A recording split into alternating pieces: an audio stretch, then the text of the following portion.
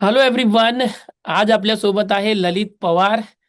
CET exam दिली होती 2026ला MST first attempt मध्ये 99.91 मॅथ्स मध्ये पर्सेंटाईल घेतलंय आणि ओव्हरऑल PCM म्हटलं तर 99.54 पर्सेंटाईल.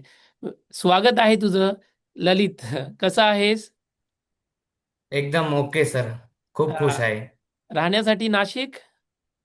हो सर. हा. आणि हे 99.91 पर्सेंटाईल मॅथ्समध्ये म्हणजे खूप अवघड गोष्ट आहे. आणि फिजिक्समध्ये तुला कमी भेटले 62, तरीही तुझा ॲव्हरेज 99.54 वर गेलाय PCM. हो त्याबद्दल काय म्हणणार आहे तुझ्या रिझल्ट बद्दल? सर, म्हणजे फिजिक्स आणि केमिस्ट्री चालू असताना माझ्यासोबत थोडासा प्रॉब्लेम झालता. मला जो पीसी अलॉट झालता त्या पीसी मध्ये टायमर स्क्रीनच्या बाहेर होत असल्यामुळे मी फिजिक्स घेतल्यामुळे माझे खूप टाइम वेस्ट झाला सुरुवातीला. अच्छा. देन मी शिफ्ट झालो केमिस्ट्रीकडे. केमिस्ट्री सॉल्व्ह करताना केमिस्ट्री सॉल्व्ह झाल्यानंतर मला फिजिक्स सॉल्व्ह करण्यासाठी खूपच कमी वेळ भेटला.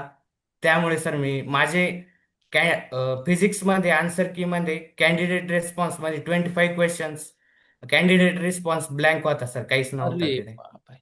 ते आले असते तर अजून भेटले असते तुला. हो सर, तुक्के सुद्धा नाही मारू शकलो मी.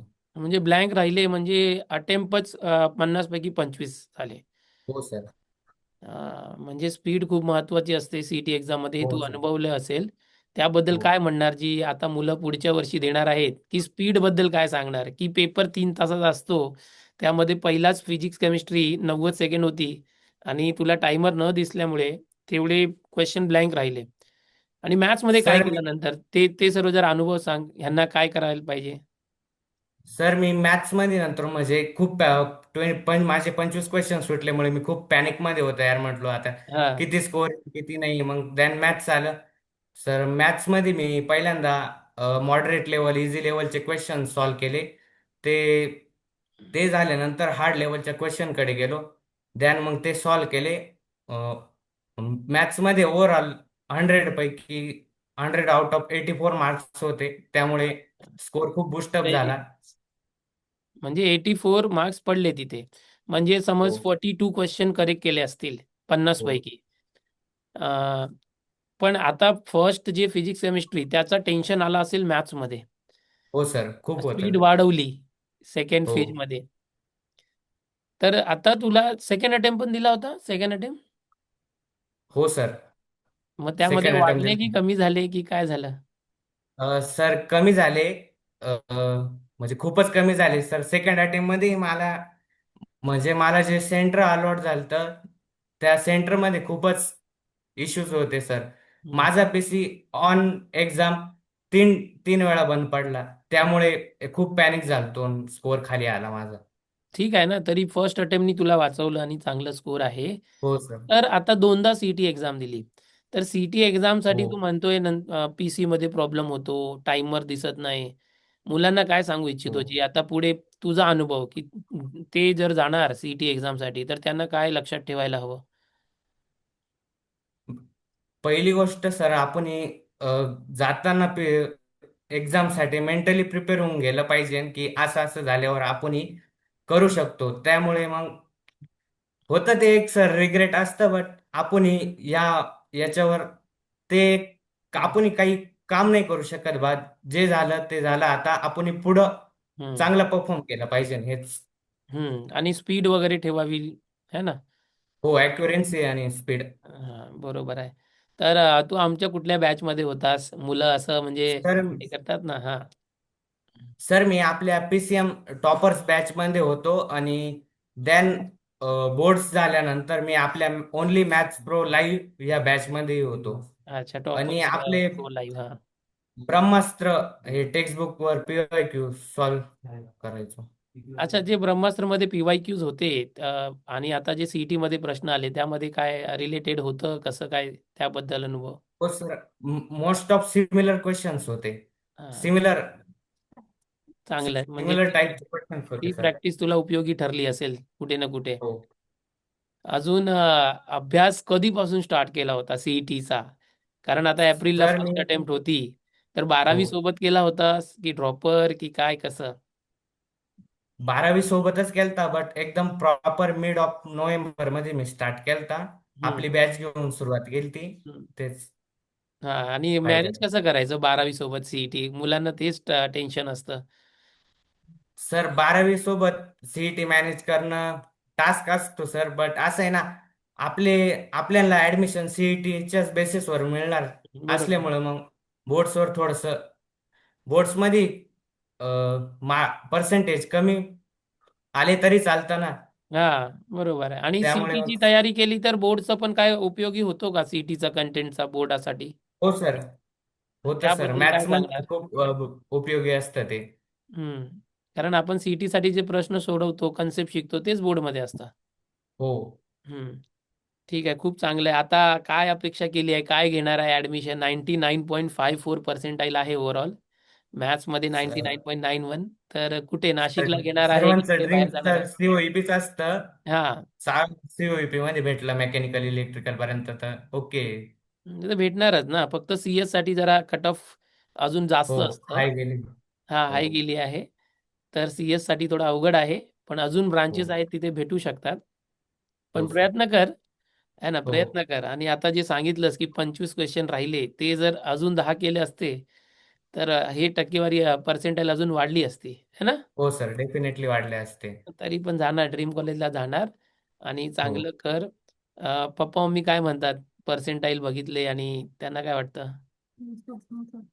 हॅप्पी सर, एक हॅप्पी. पप्पा मम्मी खूप हॅप्पी. खुश आहेत, हा.